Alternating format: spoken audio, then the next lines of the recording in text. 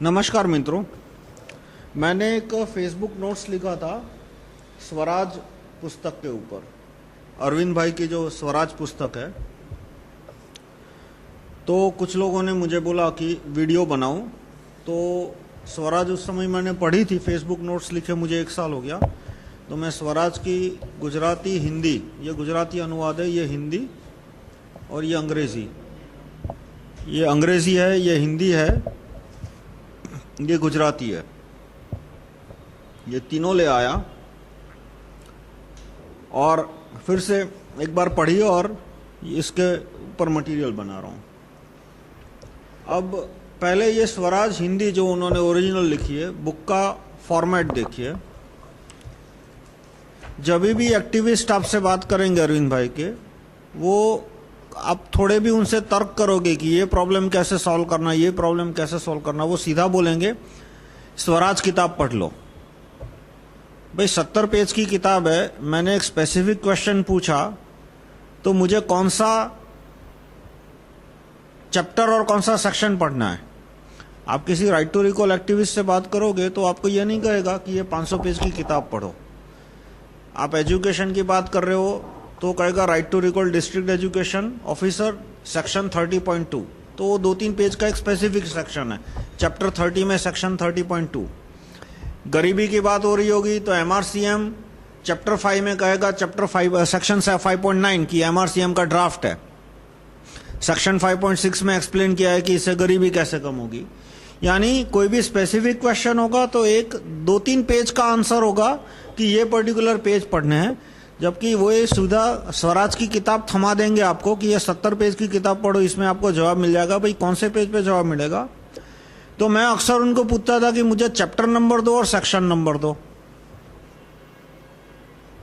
तो जवाब नहीं देते थे। बाद में मैंने देखा कि इस किताब में कहीं चैप्टर नंबर नहीं है, सेक्शन नंबर नहीं है। ये पूरी अंग्रेजी की किताब आप खुद ही देख लीजिए,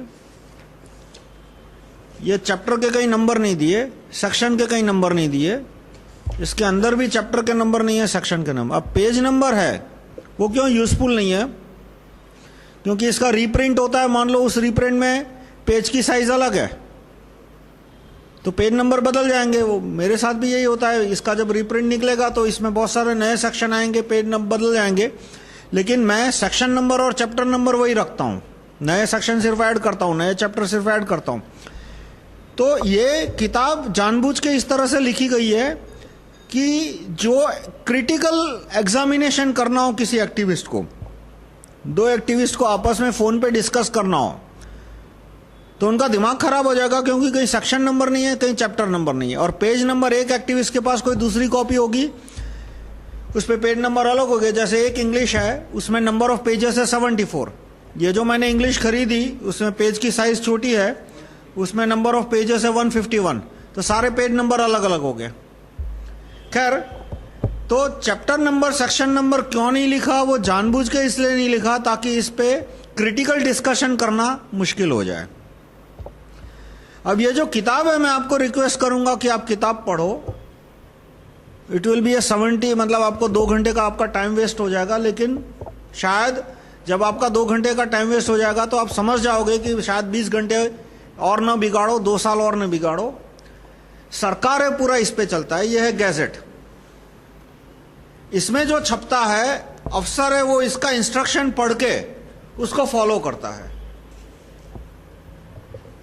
तो इसमें समस्याएं तो भरपूर दी है, problem east, problem west, problem north, problem south, problem centre, दुनिया भर के प्रॉब्लम इसमें दिए हैं।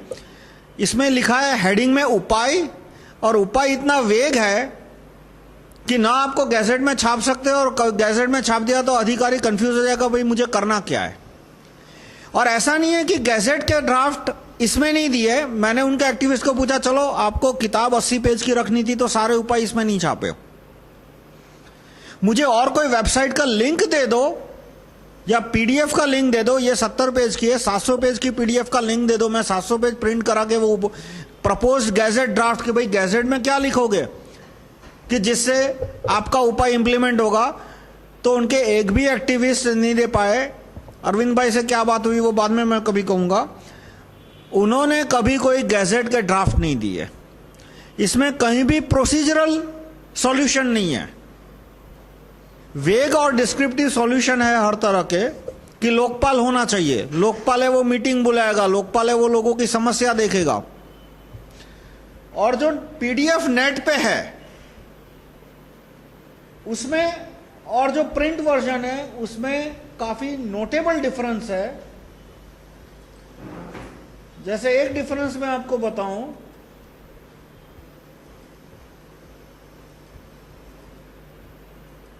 वो लोकपाल के ऊपर है।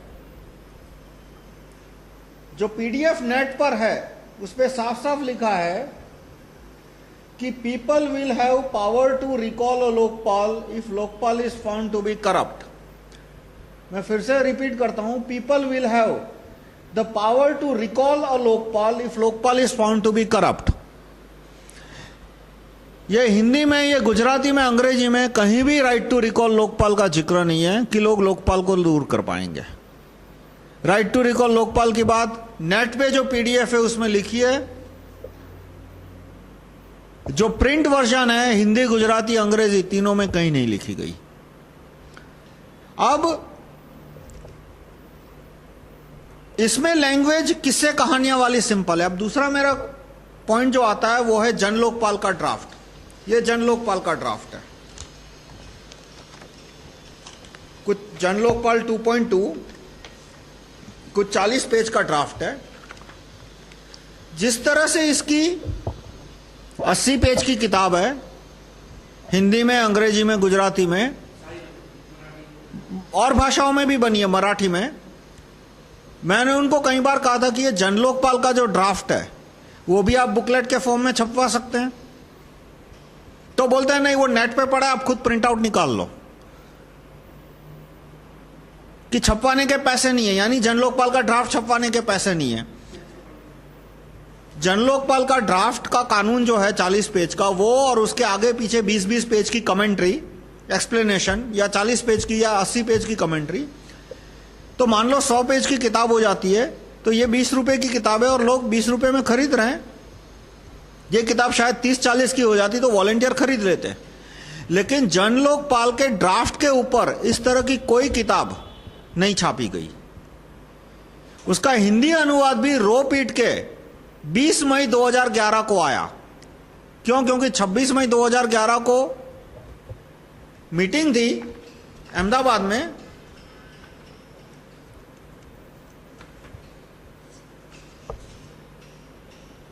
और अप्रैल 28, 2011 को मैंने ये इंडियन एक्सप्रेस में एडवर्टाइज दिया था। और इंडियन एडवर्टाइजमेंट, ये एडवर्टाइजमेंट मैंने दिया था 28 अप्रैल 2011 को। और इस एडवर्टाइजमेंट में मैंने लिखा था प्लीज प्रोवाइड ड्राफ्ट इन हिंदी। और मैंने यहां पे जो अहमदाबाद में लोकपाल का ग्रुप था, मैंने उनको कहा था कि अन्ना जब 26 मई 2011 को अहमदाबाद आएंगे तो मैं उनको ये 40 पेज का अंग्रेजी ड्राफ्ट हाथ में थमाऊंगा और कहूंगा कि मुझे इसका एक पेज पढ़ के बताओ, प्रेस के सामने। और वो पढ़ के नहीं बता पाएंगे तो मैं उनको कहूंगा कि जब आपने ये कानून पढ़ा नहीं है तो कैसे मान लिया कि इससे भ्रष्टाचार कम होगा। उस समय लोकपाल की हवा बहुत गर्म थी, आज कम हो गई है। तो जल्दबाजी में उन्होंने फिर हिंदी का ड्राफ्ट निकाला। और खैर छोड़ो, वो ड्राफ्ट भी, उसकी भी कोई बुकलेट नहीं निकाली गई।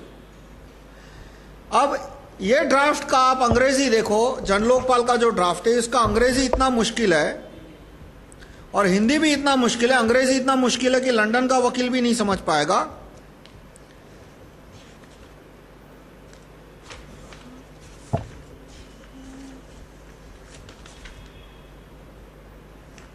जैसे मैं इसका एक पैराग्राफ आपको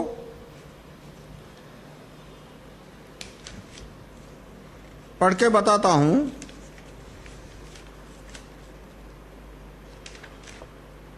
जो जन लोकपाल की कार्य प्रणाली के ऊपर है।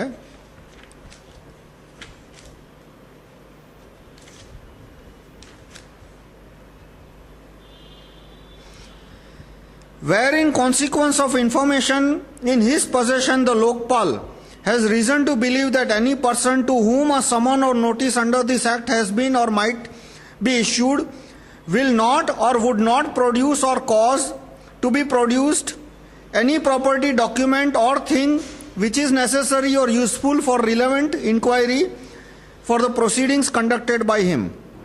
ये एक पैराग्राफ है, आप 5 बार पढ़ लोगे तब शायद समझ में आएगा.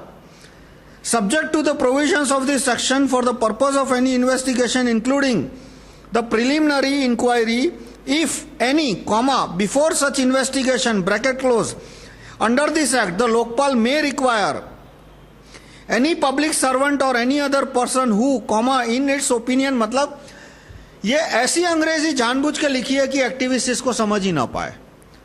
फिर भी एक्टिविस्ट यदि 2, 3 बार 4 बार पढ़ेगा तो उसको एक बात समझ में आ जाएगी कि ये जानबूझ के कॉम्प्लिकेटेड इंग्लिश लिखी गई है, जबकि इसमें कोई ड्राफ्ट दिया ही नहीं है, इसमें कोई प्रोसीजर ड्राफ्ट दिया नहीं है. एक राइट टू रिकॉल सरपंच के, जिसके ऊपर मैं बाद में आऊंगा, तो इसकी बुकलेट क्यों नहीं बनाई गई? जन लोकपाल के ड्राफ्ट की हिंदी और अंग्रेजी जिस तरह से इस तरह की बुकलेट बनाई है, बुकलेट क्यों नहीं बनाई? तो उन्होंने कहा कि लोगों को कानून पढ़ने में इंटरेस्ट नहीं है. भाई देश में जो लाखों वॉलेंटियर हुए थे उनमें से 10-20 हजार तो ड्राफ्ट पढ़ते. ये 1000 कॉपी छपवानी हो इस तरह की तो इसका कॉस्ट आता है 20 रुपया. ये मैंने 550 के पेज की मेरी किताब छपवाई है, मुझे इसकी कॉस्ट, प्रिंटिंग कॉस्ट पड़ी है 100 रुपया.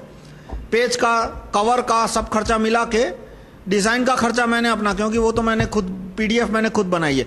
लेकिन पीडीएफ दे दो तो 1000 कॉपी 1 लाख रुपए में छाप के दे देते हैं कोई भी ऑफसेट वाले. ये किताब की कॉस्ट मैक्सिमम आएगी 20. जन लोकपाल का इन्होंने किताब बनाई होती ड्राफ्ट के साथ तो 20-30 रुपए की कॉस्ट आती और वॉलेंटियर राजी खुशी से 20-30 रुपया दे देते. लेकिन जन लोकपाल का ड्राफ्ट क्यों नहीं दिया गया वॉलेंटियर को? क्योंकि यदि वॉलेंटियर को दिया होता तो पोल खुल जाती कि ये एकदम बकवास कानून है, ये जन लोकपाल नहीं है, ये एमएनसी पाल है, मिशनरी पाल है. इसके आने के बाद तो मल्टीनेशनल कंपनियों को चांदी ही चांदी हो जाएगी कि उन्हें सिर्फ 11 लोगों को रिश्वत देके खरीदना है. और जो बात उन्होंने स्वराज पुस्तक में लिखी है कि right to recall Jan Lokpal होगा, वो ड्राफ्ट में कहीं नहीं है. ड्राफ्ट में लिखा है कि लोग जन लोकपाल को नहीं बदल पाएंगे. जन लोकपाल को बदलना है तो सुप्रीम कोर्ट में जाओ. सुप्रीम कोर्ट के जज तो वैसे ही सबके सब रिश्वतखोर है. खुद शांति भूषण, प्रशांत भूषण दोनों एडमिट कर रहे हैं कि सुप्रीम कोर्ट के जज रिश्वतखोर है. अरविंद केजरीवाल को भी एक बार एडमिट करना पड़ा, वो सुप्रीम कोर्ट के जज के भ्रष्टाचार के बारे में कुछ बोलना नहीं चाहते थे. आपको याद हो जब वो अगस्त 2012 में 12 मंत्रियों के भ्रष्टाचार के लिए अनशन पे बैठे थे जंतर मंतर पे, तब काफी एक्टिविस्ट ने कहा कि हमें सुप्रीम कोर्ट के न्यायाधीशों के भ्रष्टाचार के खिलाफ भी बोलना चाहिए, उनकी फोटो भी लगानी चाहिए मंच पे. तो अरविंद भाई ने मना कर दिया कि सुप्रीम कोर्ट के जजों के भ्रष्टाचार के खिलाफ कोई कुछ नहीं बोलेगा. लेकिन जब बहुत ज्यादा प्रेशर आया तो उन्होंने 2-4 लेटर लिख दिए, बोलते नहीं है कभी वीडियो पे, 2-4 लेटर लिख दिए वो एक्टिविस्ट को दिखाने के लिए, देखो मैं भी सुप्रीम कोर्ट के जजों के भ्रष्टाचार के खिलाफ बोल रहा हूं. लेकिन जन लोकपाल में उन्होंने जन लोकपाल को नौकरी से निकालने का पावर सुप्रीम कोर्ट के जज को दिया है, आम आदमी को नहीं दिया है. अब इस किताब में एक भी गैजेट ड्राफ्ट नहीं है जिसको गैजेट में छापा जा सके और कोई भी समस्या का सॉल्यूशन आए. रो पीट के एक प्रोसीजर मुझे मिली, वो राइट टू रिकॉल सरपंच की, वो पेज 59 पे है, पर ये पेज नंबर तो बदल सकता है. जैसे मैंने आपको बताया कि जब दूसरी एडिशन छपती है तो हो सकता है पेज का साइज अलग हो. चैप्टर का नाम है ग्राम स्वराज के लिए कानून. चैप्टर का कोई नंबर नहीं दिया, सेक्शन का नंबर भी नहीं दिया. सेक्शन का टाइटल है सुझाव. ग्राम सभा सर्वोच्च होनी चाहिए और उसका सुझाव. और सुझाव में क्या लिखा है? यदि सरपंच ग्राम सभा की इच्छा का अनुपालन न करे तो ग्राम सभा उस सरपंच को वापस बुला सके. राइट टू रिकॉल सरपंच कैसे? यदि आधे से ज्यादा मतदाता सरपंच में अविश्वास व्यक्त करते हुए अपने हस्ताक्षर युक्त नोटिस राज्य निर्वाचन आयोग को सौंपते हैं तो राज्य निर्वाचन आयोग 15 दिन के भीतर सभी हस्ताक्षरों की सत्यापित कराकर 1 महीने के भीतर सत्यापन के बाद महाभियोग के लिए गुप्त मतदान करवाए. अविश्वास मत सफल होने पे सरपंच को उसके पद से हटा दिया जाए, नया सरपंच चुनने के लिए दोबारा मतदान किया जाए। अब ग्राम सभा की संख्या बढ़ के आजकल हो गई है 5,000, 7,000, कुछ कुछ ग्राम सभाएं हैं 10,000। जब एक पेज में मान लो 30 सिग्नेचर आते हैं तो 1,000 पेज के लिए आपको 30 पेज चाहिए। 15,000 का गांव है, मैंने 8,000 सिग्नेचर इकट्ठे किए तो 240 पेज का थप्पा हो गया। आधे लोगों को गांव में साइन करना आता नहीं है। जो लिटरेसी रेशियो है 18 से ऊपर की एज का इंडिया के अंदर, वो है 65%, यानी उनको सिर्फ हस्ताक्षर करना आता है। अर्बन एरिया में ज्यादा है, रूरल एरिया में कम है। अधिकतर रूरल एरिया में 50% लोगों को साइन करना नहीं आता, तो 50% सिग्नेचर आएंगे कैसे? वो अंगूठा का निशान लगाएंगे। दूसरा, ये जो स्टेट इलेक्शन कमिश्नर है वो दिल्ली में, वो गांधी स्टेट कैपिटल में बैठता है, गांधीनगर में या बॉम्बे में या जो भी राज्य की कैपिटल है वहां बैठता है। उसको कागज जाएगा, उसके पास सिग्नेचर के स्पेसिमेन तो है नहीं, वो वेरीफाई कैसे करेगा? ये वोटर लिस्ट है, ये वोटर लिस्ट होता है उसके पास। वोटर लिस्ट में कहीं भी सिग्नेचर का स्पेसिमेन नहीं है, तो जो एप्लीकेशन पे 8-10 हजार वोटरों के सिग्नेचर है वो वेरीफाई कैसे करेगा? और पहले तो वो उसको सीरियली सॉर्ट करना पड़ेगा कि कहीं एक ही आदमी ने 2 बार साइन नहीं कर दिया, तो सीरियल सॉर्टिंग के लिए उसका कितना टाइम जाएगा? और सिग्नेचर वेरीफाई कैसे किया? आधे लोगों को साइन करना नहीं आता, वो अंगूठे का निशान लगाएंगे। वोटर लिस्ट देख लीजिए, कहीं भी अंगूठे के निशान नहीं है। और अंगूठे का निशान कंपेयर करने के लिए तो फॉरेंसिक एक्सपर्ट चाहिए। तो ये सिग्नेचर गैदरिंग का प्रोसीजर 100% बकवास है। ये बात मैंने उनको 2004 में कही थी। Right to recall, information commissioner पे राइट टू रिकॉल होना चाहिए, वो ऐसा लेटर मैंने उन्हें 2004 में भेजा था। तब मैंने उसमें एक्सप्लेन किया था कि जो करना हो करना, पर इंडिया में राइट टू रिकॉल का प्रोसीजर रखना है तो सिग्नेचर का प्रोसीजर मत रखना। वो अमेरिका ने सिग्नेचर का प्रोसीजर रखा था कब? 1780 में, क्योंकि तब उनके पास और कोई विकल्प नहीं था। तो मैंने विकल्प में भी दिया था कि व्यक्ति खुद पटवारी की कचहरी में जाए, यस नो रजिस्टर कराए, और उसके बाद जैसे जैसे टेक्नोलॉजी इंप्रूव होती गई, मैंने एटीएम का प्रपोजल दिया था कि एटीएम कार्ड हर एक नागरिक को दिया जाए। नागरिक है वो एटीएम कार्ड स्वाइप करेगा, एटीएम में उसका फोटो भी ले लेगा, और उसमें वो बोलता है कि राइट टू रिकॉल सरपंच है, या right to recall prime minister, right to recall supreme court जज, या जो प्रोसीजर मैंने 2009 में चेंज किया, ऐड किया, चेंज नहीं किया, ऐड किया, पटवारी की कचहरी, एटीएम और एसएमएस के जरिए, कि व्यक्ति है वो अपना मोबाइल नंबर कलेक्टर की कचहरी में रजिस्टर करा दे और बाद में वो एसएमएस के जरिए स्वीकृति दे सकता है। इसमें उसके बावजूद भी ये घिसा पिटा सिग्नेचर का प्रोसीजर रखा गया। अब ये सिग्नेचर का प्रोसीजर एमएलए के लिए कैसे काम आएगा? एमएलए की कंस्टिट्यूएंसी में 2.5 लाख वोटर होते हैं। अब 1.25 लाख लोगों का सिग्नेचर इकट्ठा करोगे, इट्स अ लॉजिस्टिक नाइटमेयर। वो कंपेयर कैसे करेगा?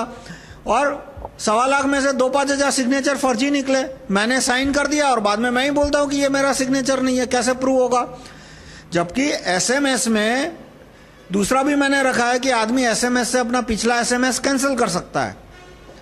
और आदमी पटवारी की कचहरी में खुद जा रहा है, उसका पटवारी का कंप्यूटर उसका फोटो ले रहा है, फिंगरप्रिंट ले रहा है, तो आदमी मुकर नहीं कर सकता कि ये मेरा सिग्नेचर नहीं है। और 2-5 लोग मुकर गए तो कोई फर्क नहीं पड़ेगा लाख में से। तो ये सिग्नेचर का प्रोसीजर घटिया है और उसके बावजूद भी इसमें रखा है। यानी कि एमपी के लिए क्या करोगे? 15 लाख वोटर होते हैं, 7.5 लोगों का सिग्नेचर इकट्ठा करोगे तो ये, हाँ। और पीएम के लिए राइट टू रिकॉल, पीएम या तो सुप्रीम कोर्ट के जज जो इतने भ्रष्टाचार है, उसके लिए देश में 80 करोड़ वोटर है, तो क्या 40 करोड़ का सिग्नेचर इकट्ठा करोगे? ये सब बकवास प्रोसीजर है।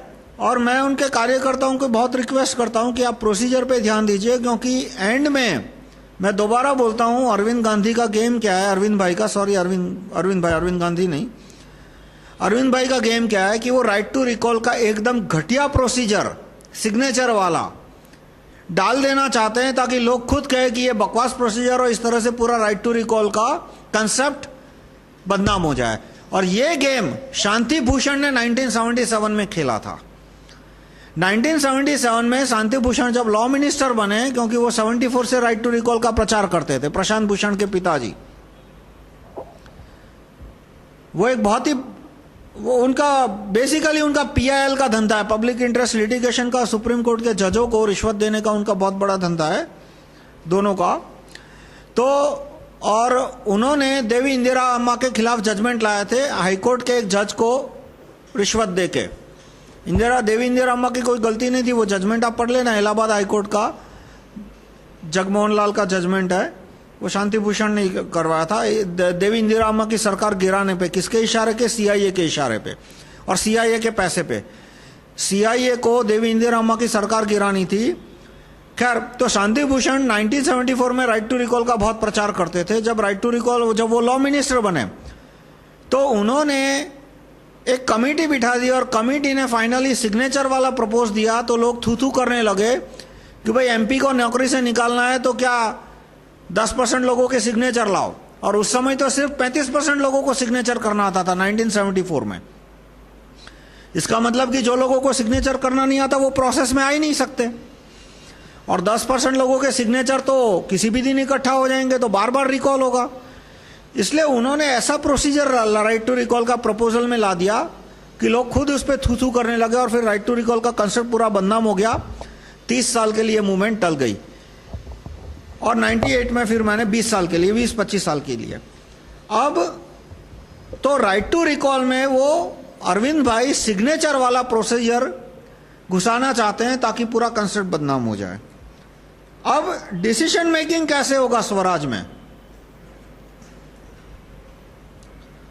कि नेशनल लेवल का, मान लो राज्य लेवल का डिसीजन है कि कोई हाईवे बनाना है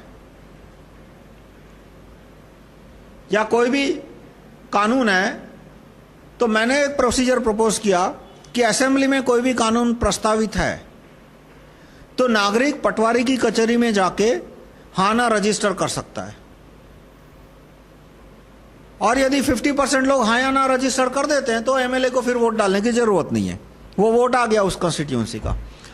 और यदि मान लो 15% लोगों ने हाँ बोला, 10% लोगों ने ना बोला, तो एमएलए का वोट का वेटेज हो जाएगा 75%, यानी वो उतना ही काउंट करेगा जितना ना के लोगों ने नहीं डाला। Yes fraction, no fraction, direct voting. और यदि पूरे स्टेट में 51% लोगों का वोट आ जाता है यस या नो में, तो असेंबली को अपना टाइम बर्बाद करने की जरूरत नहीं है, वो प्रस्ताव अपने आप पास या रिजेक्ट हो गया। और आदमी कैसे वोट करेगा? एसएमएस से करेगा, एटीएम से करेगा, या तो खुद पटवारी की कचहरी में जाके करेगा। लेकिन इन्होंने क्या प्रपोज दिया है कि राज्य स्तर पर करने से पहले ग्राम सभाओं की अनुमति लेनी जरूरी नहीं होगी, लेकिन किसी मुद्दे पर ग्राम सभा अपनी बात रखने में सक्षम होगी। यानी 5% ग्राम सभा प्रस्ताव पारित करती है तो वो प्रस्ताव सारी ग्राम सभाओं के पास जाएगा, और 50% ग्राम सभा उसको मंजूर करती है तो वो प्रस्ताव का सरकार को पालन करना पड़ेगा। अब 50% ग्राम सभा क्या, कुछ ग्राम सभा 2000 की होती है, कुछ ग्राम सभा 15,000 की होती है, दोनों का सेम वेटेज होगा क्या? इसमें कोई क्लैरिटी नहीं है। देखो, मैं उन्हीं की किताब का पैराग्राफ पढ़ के सुना रहा हूं, ये पेज नंबर 37 पे है। चैप्टर का नंबर उन्होंने दिया नहीं है, चैप्टर का टाइटल है जनता का तिलक करो, और टॉपिक का टाइटल है स्वराज की व्यवस्था में निर्णय कैसे लिए जाएंगे। ये सेक्शन का हेडिंग है, सेक्शन का भी नंबर नहीं दिया इन्होंने। और इसमें लिखा है कि 5% ग्राम सभाएं प्रस्ताव पारित करती है तो सारी ग्राम सभा में वोटिंग होगा, 25% से ज्यादा स्वीकार कर लेती है तो राज्य सरकार पे ये बाइंडिंग बन जाएगा। तो इसमें तो हर एक ग्राम सभा में होड़ लग जाएगी कि वो अपने आप को 10 ग्राम सभा में बांट दे, तो उसके 10 वोट हो गए। और यदि ग्राम सभाओं के वोट की अलग अलग वेटेज है, संख्या के मतलब वहां पे कितने वोटर है उसके हिसाब से, तो वो कहीं यहां पे स्पेसिफाई नहीं किया। फिर एक ग्राम सभा की मीटिंग कौन बुलाता है? सरपंच बुलाता है। एक ग्राम सभा में मान लो 5,000 लोग आए, वहां की 5,000 पॉपुलेशन थी और 4,000 लोग आए और 3,000 ने बोला हाँ, 1,000 ने बोला ना, प्रस्ताव पास हो गया। दूसरी ग्राम सभा में 5,000 में सरपंच ने एंड मोमेंट पे मीटिंग बुलाई, 5,000 में से सिर्फ 100 लोग आए, 80 ने बोला ना, 20 ने बोला हाँ, ग्राम सभा का प्रस्ताव रिजेक्ट हो गया। अब दोनों ग्राम सभा का क्या सेम वेटेज होगा, क्योंकि दोनों में वोटरों की संख्या अलग अलग है। एक में सिर्फ 100 वोटर वोट डालने आए थे, दूसरे में 4,000 वोटर वोट डालने आए थे। तो ये कहीं भी इसमें स्पेसिफाई नहीं किया, यानी लूज एंड्स जिसको बोलते हैं, लूज एंड ही लूज एंड है इसमें। तो जो एक्टिविस्ट मान लो जिसको एडमिनिस्ट्रेशन का इतना डिटेल नॉलेज नहीं है, वो आसानी से भ्रमित हो जाएगा। एक तो पेड मीडिया उसकी तारीफ कर रहा है, उसका फोटो हर जगह छाप रहा है कि इनकम टैक्स की नौकरी छोड़ दी, इनकम टैक्स में रिश्वत नहीं ली। रिश्वत नहीं ली तो कुछ काम भी तो नहीं किया। जो काम करने वाले अफसर होते हैं, जो कि अपने सीनियर अफसरों को या मिनिस्टरों का भ्रष्टाचार का विरोध करते हैं, उनका तो और 6-6 महीने पे तबादला होता है। उनके सामने गलत केस भी लग जाते हैं। इन भाई साहब का कोई तबादला नहीं हुआ, इनके मिसेस का कोई तबादला नहीं हुआ। तो इनकम टैक्स डिपार्टमेंट में तो इन्होंने किसी भी मंत्री को अंदर नहीं किया, किसी भी एमपी एमएलए को अंदर नहीं किया, किसी मल्टीनेशनल कंपनी के एग्जीक्यूटिव को अंदर नहीं किया। इतना सारा पावर था। खैर, इन्होंने रिश्वत नहीं ली क्योंकि ये पावर करप्ट और फेम करप्ट आदमी है, और पावर करप्ट और फेम करप्ट आदमी वो पैसे की रिश्वत से दूर रहता है, क्योंकि उसको बदनामी नहीं चाहिए, उसको गुडविल खड़ा करना है जो कि आगे जाके इस्तेमाल कर सके। और वो गुडविल उन्होंने खड़ा किया, वो सोनिया गांधी के किचन कैबिनेट जो है नेशनल एडवाइजरी कमेटी, उसके मेंबर बनने वाले थे। बाद में सूर्यपंखा गांधी ने तय किया कि नहीं, अलग पॉलिटिकल पार्टी बनवा के इसको बड़ा प्रोजेक्ट देते हैं। खैर, वो दूसरी बात है। पर पेड मीडिया ने इतनी तारीफ की है कि इस तरह की चिकनी चुपड़ी बातें, जिसको जब आप कागज पे लिख के इंप्लीमेंट करने जाओ तो कोई तुक नहीं बनता, पर किस्से कहानियों के स्वरूप में सुनने में अच्छी लगती है। कि ग्राम सभाएं डिसाइड करेगी, यानी आप सोचते हो लोग डिसाइड करेंगे, पर ग्राम सभा का मतलब क्या? मीटिंग कौन बुलाएगा? सरपंच सारे के सारे करप्ट है, और ग्राम सभा की मीटिंग बुलाने का पावर सरपंच के पास होता है। फिर राज्य सरकार का कानून है तो उसे शहरों में भी पास करना पड़ेगा। तो ग्राम सभा का उन्होंने पर्याय दिया है कुछ वार्ड मीटिंग। तो एक वार्ड की आबादी अहमदाबाद के अंदर 60,000 वोटर की है। 60,000 वोटर की मीटिंग कैसे बुलाओगे? इसलिए फिर उन्होंने बोला मोहल्ला सभा। मोहल्ले की आबादी होगी 1,000-2,000, तो मोहल्ले की बाउंड्री कौन डिसाइड करेगा? वो कहीं स्पेसिफाई नहीं किया।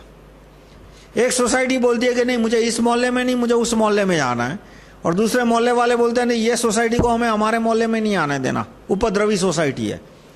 तो कौन डिसाइड करेगा कि वो सोसाइटी कौन से मोहल्ले में जाएगी? और मीटिंग रखनी होगी तो इसमें भी मैंने ये सजेशन दिया कि भाई आदमी प्रस्ताव रखे और लोग एसएमएस से प्रस्ताव पे यस नो रजिस्टर कर दे। तो उन्होंने विरोध किया कि नहीं, लोगों को मीटिंग में आना पड़ेगा। अब 1,000-2,000 लोग मीटिंग में आएंगे तो कौन तय करेगा कि कौन कब बोलेगा, कौन कितना मिनट बोलेगा? कुछ लोग होंगे जो कि आधा घंटा 1 घंटा बोल के सारा टाइम बर्बाद कर देंगे और इंपॉर्टेंट मीटिंग पे आएगा ही नहीं। और दूसरा कि सुप्रीम कोर्ट के भ्रष्ट न्यायाधीश को निकालना है तो आप पूरे देश में कितनी ग्राम सभा की मीटिंग बुलाओगे, कितनी मोहल्ला सभा की मीटिंग बुलाओगे, कोई प्रोसीजरल डिटेल उन्होंने आउटलाइन नहीं किया। इसलिए मैं दोबारा आपको रिक्वेस्ट करूंगा कि ये किताब आप पढ़िए। 2-3 घंटे आपके वेस्ट हो जाएंगे, लेकिन ये किताब पढ़ने के बाद आपको समझ में आएगा कि इसमें problem east, problem west, problem north, problem south हर तरह से है। हर तरह के प्रॉब्लम डिस्क्राइब किए हैं, सॉल्यूशन एक भी नहीं है। जैसे एक दूसरा एग्जांपल दूं कि मिनरल्स का भ्रष्टाचार इन्होंने डिस्क्राइब किया कि कोयले की खान कि कोयले में या लोहे की खान में से लोहा निकलता है सिर्फ इतनी लागत पे, बेचा जाता है इतने पैसे पे, सरकार को रॉयल्टी मिलती है सिर्फ 2-4 रुपए, और बाकी का पैसा है वो लोग खा जाते हैं। उपाय क्या है? पूरी किताब में कहीं उपाय डिस्क्राइब नहीं किया कि वो पैसा कैसे नागरिक के खाते में आए, वो कहीं डिस्क्राइब नहीं किया। तो इसमें एक भी ऐसा सॉल्यूशन नहीं है जो कि गैजेट में छापा जा सकता है। तो ये किताब लिखने का पर्पस क्या है कि जो एक्टिविस्ट होते हैं जिनको एडमिनिस्ट्रेशन का डिटेल नॉलेज नहीं होता, डिटेल एक्सपीरियंस नहीं होता, उनको किसी तरह से भ्रमित किया जाए, चिकनी चुपड़ी बातें रखकर आवेग में आ जाए, वैसी बातें, उनका हृदय में करुणा जाग उठे, रोना आ जाए उनको, इस तरह की बातें, और इससे उनका फिर टाइम वेस्ट हो जाए। क्योंकि जब वो मीटिंग में जाते हैं, ऐसा नहीं है कि 70 पेज के किताब में ड्राफ्ट नहीं है और किसी और 700 पेज की किताब में ड्राफ्ट दियो, ऐसा किया होता तो कोई प्रॉब्लम नहीं था कि भाई इसमें सिर्फ समस्याओं के उपायों की समरी है और कोई दूसरी किताब है जिसमें डिटेल्स है। पर डिटेल वाली किताब एग्जिस्ट ही नहीं करती है। यानी उनको मीटिंग में बुलाओ और जब मीटिंग में आए तो उनका टाइम बर्बाद कर दो। कैसे कि पॉलिटिकल पार्टी के काम करवाओ कि अब ये उपाय नहीं सोचने हैं। अब वो क्या कहते हैं कि किसी भी चीज का उपाय नहीं सोचना है, जाके वोट बटेरो, टोपी पहनो, लोकपाल की टोपी या आम आदमी पार्टी की टोपी, और जाके वोट बटोरो। यानी उनके महीनों, घंटों, हफ्तों और महीने उनके बर्बाद हो गए, उनकी एनर्जी सारी ड्रेन आउट हो गई। और एमएलए तो 2-5 एमएलए मुश्किल से इलेक्ट होकर आ जाएंगे, 15% वोट मिलेंगे, जो कि बहुत बड़ी उपलब्धि है। नई पार्टी को 15% वोट मिलना बहुत बड़ी उपलब्धि है। लेकिन एमएलए तो 15% से 2-4 एमएलए आएंगे, तो अपने आप सारे कमिटमेंट वॉश आएंगे कि भाई पब्लिक ने हमको वोट नहीं दिए तो हम कानून कैसे लाएंगे। यानी कानून लाने की सारी जिम्मेदारी खत्म हो गई। अब जब ड्राफ्ट देने की बात आई, क्योंकि वो दिल्ली में दिसंबर 9 को वो सीएम बनने का दावा कर रहे हैं, दिसंबर 10 को असेंबली की मीटिंग बुलाने का या मतलब गवर्नमेंट बनाने का दावा कर रहे हैं। तो जब कार्यकर्ताओं ने पूछा कि भाई अब हम सरकार बना रहे हैं तो राइट टू रिकॉल का ड्राफ्ट दो, तो उन्होंने एक एनडीटीवी के इंटरव्यू में कहा कि हम राइट टू रिकॉल का कानून हमारी केंद्र सरकार में मेजोरिटी आ जाएगी उसके बाद बनाएंगे। ये उनके अपने शब्द है। उन्होंने एनडीटीवी के इंटरव्यू में कहा है कि जब हमारी केंद्र सरकार में गवर्नमेंट आएगी तब हम राइट टू रिकॉल का ड्राफ्ट बनाएंगे। झूठ पे झूठ बोले जा रहे हैं। क्यों? क्योंकि उन्होंने एक झूठ बोल दिया कि राइट टू रिकॉल का कानून पास करना स्टेट गवर्नमेंट के हाथ में नहीं है। कैसे हाथ में नहीं है? Right to recall Delhi corporator, right to recall Delhi mayor, right to recall Delhi education officer, right to recall Delhi district supply officer यानी राशन कार्ड वाला, right to recall district health officer, ये सारे कानून स्टेट गवर्नमेंट के अंडर आते हैं। Right to recall police commissioner नहीं आएगा, क्योंकि दिल्ली का जो पुलिस डिपार्टमेंट है वो सेंटर के अंदर आता है, इसलिए right to recall police commissioner वो पास नहीं कर सकते।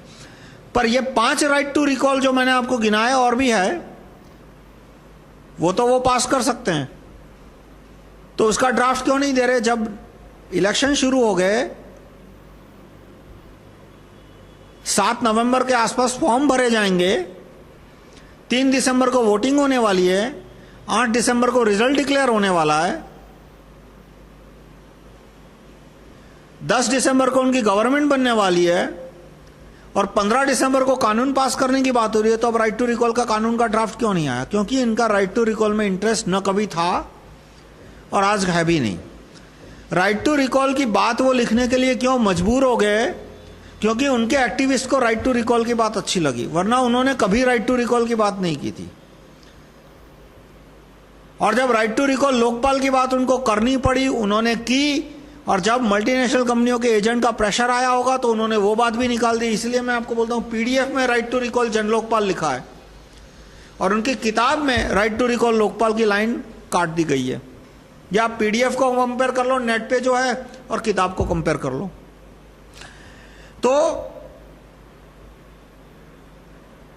इससे मैं आपको एंड में सजेशन क्या दूंगा कि आप ये किताब पढ़ने के बाद अरविंद भाई से खुद मिलो, गूगल हैंगआउट पे, स्काइप पे फोन करके, person to person, face to face meeting करके उनकी परमिशन से बोलो कि हमको आपको ड्राफ्ट से रिलेटेड क्वेश्चंस पूछने हैं। Right to recall MP draft, right to recall PM का draft, right to recall Jan Lokpal का ड्राफ्ट, और उसका आप जो भी जवाब दोगे हम आपकी परमिशन से यूट्यूब पे डाल देंगे। आप मिलो और उनसे पूछो, और उनका जवाब यही होगा कि हमने कमेटी बिठा दी है। और कमेटी एक घिसा पीटा शब्द हो गया, इसलिए वो पॉलिसी ग्रुप शब्द इस्तेमाल करते हैं, क्योंकि कमेटी शब्द है वो कांग्रेस पिछले 60 साल से इस्तेमाल कर रही है, इसलिए वो पॉलिसी ग्रुप शब्द इस्तेमाल करते हैं। इसलिए अहमदाबाद में जुलाई महीने में प्रशांत भूषण आए थे, तो प्रशांत भूषण ने अहमदाबाद में कहा था कि हम 2 महीने के अंदर ड्राफ्ट देंगे। तो सितंबर चला गया, अक्टूबर चला गया, अब 10 दिन बचे उनका 2 महीने का टाइम फ्रेम खत्म होने में, अभी तक कोई ड्राफ्ट नहीं आया राइट टू रिकॉल का। तो आप उनसे ड्राफ्ट मांगिए, और ड्राफ्ट मांगोगे तो अपने आप इनकी पोल खुल जाएगी। धन्यवाद।